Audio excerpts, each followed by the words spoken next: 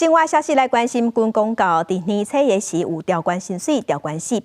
行政长杜英台伫昨昏时宣布，同意明年军公告要个调关薪水，调关3%。这嘛是对2000年以来军公告第7届调关薪水。杜英台嘛呼吁民间的企业爱对咧调整薪水。也毋过资方的代表是表示讲，敢有法度调薪水，敢要调薪水，应该要互公司家己决定。也劳工团体是批评讲，政府若是想要改善劳工薪水加情形，唔通用话话的，应该制定薪水透明化的政策。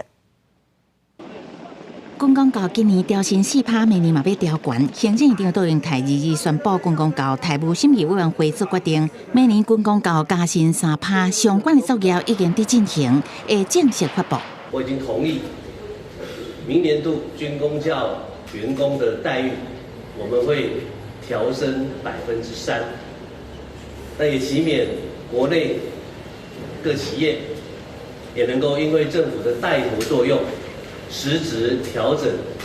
所有员工同仁的薪资。每年要调薪3%，是军公告为2000年以来第7届加薪，包括2001、2005、2011、2018拢调3%， 2022、2024调悬4%。杜英台话民间企业同齐加薪，资方代表工总常务理事何毅表示，赞成企业加薪，不过是不是加薪，应该由各公司家己决定。有赚钱、有能力的，每个企业每年都会跟员工调薪，这个不必政府去讲。亏损的企业，你要叫他调薪，很困难调薪。与其用这样的一个道德喊话的方式，不如来促进我们的这个整体薪资透明化的这样的一个政策，那让雇主没有办法去说我无趁钱呀这样的方式来